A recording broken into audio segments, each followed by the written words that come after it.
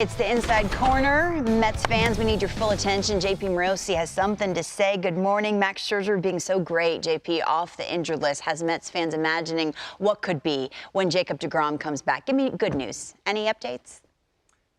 Yes, Lauren, good morning. The good news is fast approaching for the New York Mets and their fans because I believe Jacob deGrom will be back in the major leagues before the end of this month. Now, let's go back to last night, his latest rehab start for AAA Syracuse. Pretty encouraging, was able to get through 4 innings, a few base runners, maybe a few more base runners than he expected or wanted, but overall a very, very good night for Jacob deGrom and the Mets. Now the question is what happens next? With the All-Star break coming up, the next rehab start, we'll put that in air quotes, according to Mike Puma, would likely be a simulated setting coming up here around the All-Star break at some point in time, just to make sure that he gets a little bit more lengthened out in terms of his innings right there. So perhaps next week he'll have that sort of pseudo rehab start. And then, Lauren, I love this.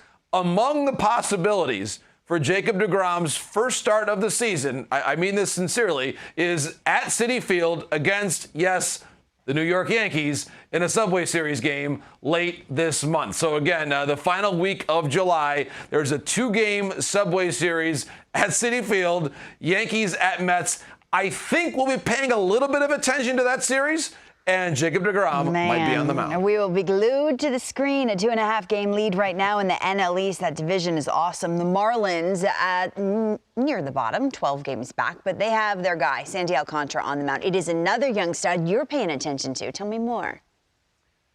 Max Meyer making his major league debut this weekend, Lauren, and I can't wait. The pride of the University of Minnesota was an early pick in the 2020 draft, and that year, Lauren, I remember hearing his slider was the single best pitch in the draft. From a very athletic family there in the great state of Minnesota, his uncle, Joel Johnson, actually was the Olympic hockey coach for the U.S. women's national team at the most recent Olympic Games. So a very athletic family, and you can see him there, just an electrifying arm on the mound, Lauren. And for him, it's been a matter of, is the changeup consistent enough to be a starting pitcher at the major league level? He's made some strides there. The fastball has been triple digits all the way along. And again, that slider, it is electrifying, and hitters in the minor leagues have had a real hard time timing it up and being able to put it in play. So the Marlins have seen exactly what they wanted to see from Max this year in the minor leagues. And this is why, Lauren, you think big picture with the Marlins, I am not someone who believes they have to sell at the deadline. Let this group mature together, whether it's this year or next year. When you talk about Alcantara, Lopez, what we're seeing from Max Meyer right now, a 3-game series, a short series against the Marlins is not a lot of fun for any team. No, it is not. After the draft, the calendar flips and we turn right to the trade deadline. I was saying earlier we were doing a Giants highlight, and I said, where will Jock Peterson go? And both deGrom and Robert said, not going anywhere, I don't think. Is that outside of the realm? It's not, Lauren, and I was listening carefully during that highlight, and it was a great discussion there about what the Giants might do. Now, Farhan Zaidi, their president of baseball operations, has spoken in the last several days with reporters, and John Shea of the San Francisco Chronicle reported on this. Basically, Farhan saying he doesn't know yet what direction they are going to go. As we speak right now, the Giants are just 1 game out of a wild card spot. And so if that's the case, I would expect Jock Peterson to stay and Brandon Belt to stay. I think very importantly, Farhan said in that conversation that if the Giants are where they are right now or better, they're certainly not going to take pieces off of their major league roster. But to your point, look at a Brandon Belt whose contract is expiring at the end of this season. That would be one player that you would think about, especially given the number of teams that are looking at Josh Bell. If the Giants fall out of it, Brandon Belt would be somewhat of a similar profile for those teams. I do think in the near term, Lauren, it's incumbent on them to find a way to replace Anthony DeSclafani in their rotation. Of course, he is not expected to pitch again this season. We just had a conversation. Should the deadline be pushed back? We were talking about it in the commercial break. What do you think?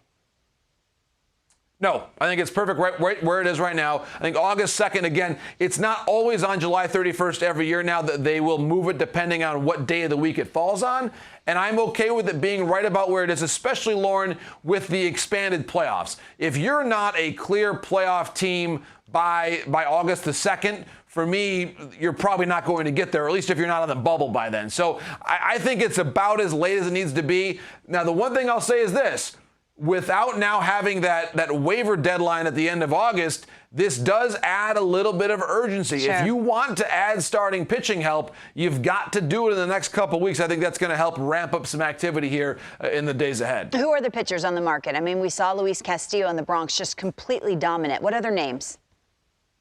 For me, Lauren, I'm looking at Jose Quintana. Now, he starts tonight for the Pittsburgh Pirates. And when you think about rental pitchers out there, he is someone I'm watching very, very carefully. Of course, we've seen him before via trade deadline acquisition back for the Chicago Cubs in that crosstown deal for Jimenez years ago.